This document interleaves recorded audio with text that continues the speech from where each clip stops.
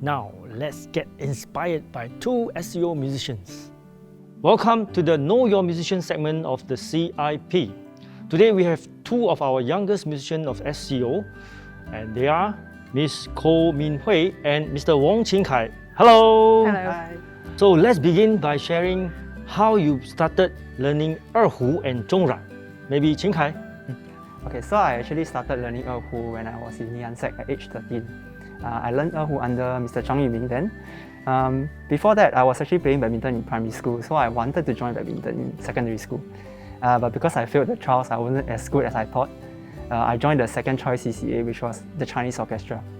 Yeah, the Chinese Orchestra back then in Ngee Sec was quite a big CCA group. There's over 200 members. Oh. So quite a lot of my friends and classmates actually joined it. And because I missed the instrument selection, I just joined the erhu because most of my classmates joined the erhu section. Oh, so you were actually attracted by your friends? Yes, also because they say you go in CO, CCA points confirm max out. Good marketing strategy. Yes. How about you, Minhui? I started when I was primary 2. Then for zhongruan, actually I didn't choose the instrument. His teacher, Zhang Yuming, also actually chose for me after seeing the hands. My dad wanted me to play pipa, but the school didn't have at that point of time. Eventually, after that, I started private lessons with my Qimeng 老师, Miss Xu Yiping. I joined the NAFA School of Young Talent then. Oh, so you started earlier than Qin Kai, I think, learning the Chinese instrument, Yeah. right? Along this musical journey, who is your mentor, or who is the one person that inspired you and encouraged you keep moving on? Maybe you can tell us about this? Yeah, so for me, I have to thank my erhu mentor, Mr. Zhang Yuming. Yeah, he was the one who actually developed my potential and love for music and erhu. When I was in Sec 2, he approached me and asked me to take up private class and also to encourage me to go join E-Zone School Chinese music competition. Yeah, it was my first time taking part in competition and I was lucky to win it. And the prize was $500 voucher. At that time, for a secondary school student, $500, yeah, it's a lot. Yeah, so I was really excited, really happy about it. From there on, I felt encouraged to take part in more and more competitions, and it became like quite a serious hobby. So he actually put me in a position to actually consider doing this as a professional music career. So he saw your potential. Yes. How about you, Minhui? I have more than just one mentor, actually, I feel. Since I was young, there were quite a few problems at home. So music was the one that accompanied me through the period of time. So after that, I graduated from primary school. So I admitted into Manjushri, which I didn't regret because it was only through Manjushri that I got to know SYCO. It was Mr. Mike Chiang who introduced me to this SYCO. From SYCO, I got to know Madam Zhang Ronghui, the current principal also of the my zhongruan teacher. section of SEO now. Yeah, because she's like a very important person in my music career. She brought me back on track from rebellious times that I had. I think through practices, right? Yes. You get to be more calm, more focused. And you get to know yourself a lot more. And can we say that your mentor, Madam Zhang, is like a motherly figure? Yeah, I'll say that, yes. Because you know how rebellious kids usually run away from classes and then the mom will catch them back. Yes, that actually happened to me as well. That's another good story, and then it's the same experience as me. Yeah. I was a very defiant boy back then, and through music, I'd be able to control myself and be more well in time management and so on and so forth. So, music is a good thing.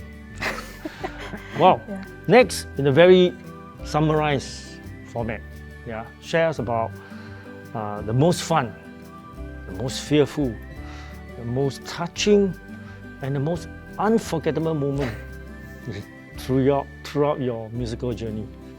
My most fun times, I think, was when I was in SYCO, because I was in SYCO for a pretty long time, I think 9 years before I got into SEO. So I met a lot of good friends. Even now we are still in contact, we hang out a lot. Yeah, so that's one of my favorite period of time. Not that I don't have good friends now, it's just a different memory. What's the second one? Fearful. Fearful. Definitely the SEO auditions. Yes, because when I joined SEO, I was barely 21. It was my birthday week when I joined auditions. Oh. Yeah, so it was very scary facing people who are older and more experienced. It really took a lot of courage to go for the auditions. And you did it. Well done. So what about most touching and unforgettable moment?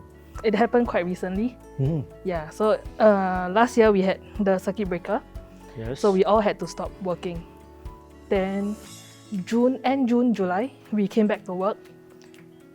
The first rehearsal was, it never made me think that I miss music so much. Yeah, like music making with people, like live, is totally different from those that we record and then we post online. It's the feeling is different. And then after that we had the pilot concert. There are live audiences. Audience came, Ah, and then the applause like really brought tears. what a wonderful sound, right? Applause.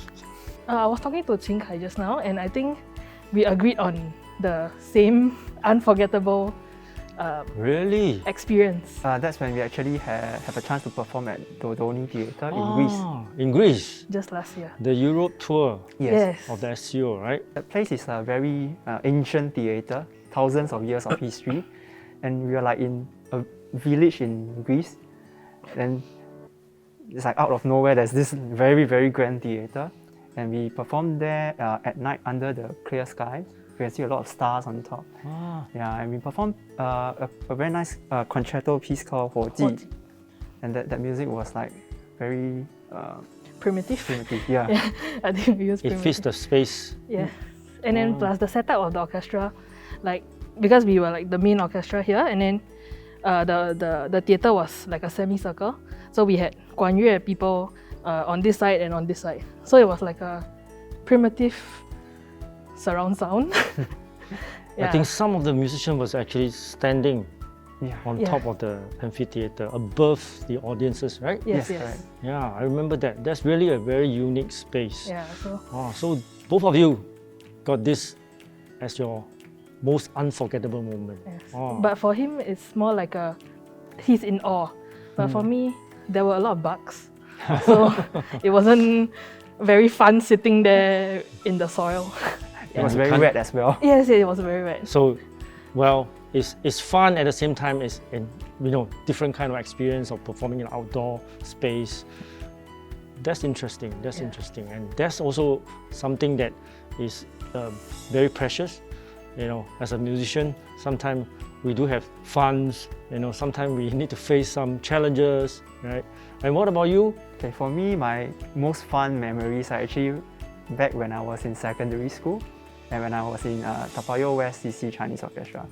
When I was in secondary school, there were a lot of performances here and there. We actually do like yearly performance on CNY 人日. And I remember we always get ang pao. Oh, really? And also because our practice place is actually at the CD shelter, every time after lessons, we can actually just meet there, and just play music. Sometimes we actually go there, eat together. We can play badminton before the practices as well. So it's a lot of activities going on also. Happy gatherings. Yeah, happy gatherings.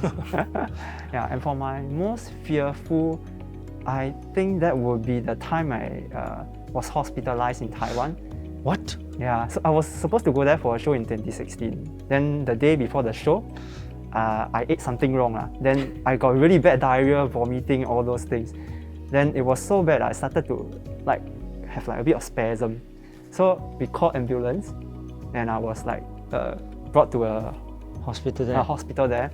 Yeah, so I was having fever and all those, and the next day is the performance. Yeah, so that was the time I was thinking, oh, how? Because we are playing for a ticketed concert, Oh, and I'm a member of a quartet.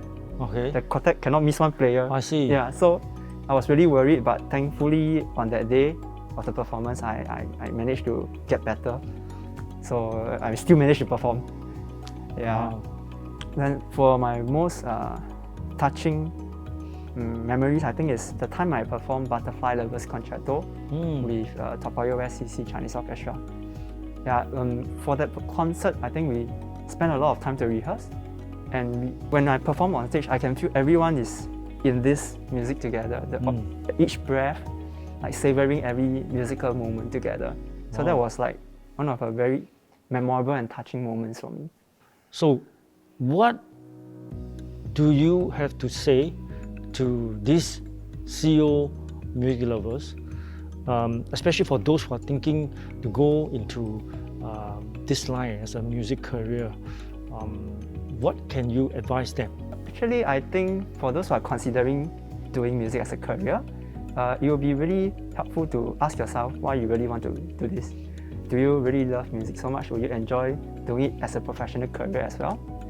And of course, you would have to kind of have a long-term goal in mind, but at the same time, you have short-term goals. It will help you keep you a bit more driven, and you can hopefully achieve your long-term goal at the end. Thank you. And Minhui, yourself? I find that as much as it seems like a glamorous path, it's actually a very lonely path. So we need to practice a lot alone. If you practice with friends, it's still your own progress. So ultimately, you still have to practice alone. Opportunities are very hard to come by as well. So you have to be prepared for opportunities.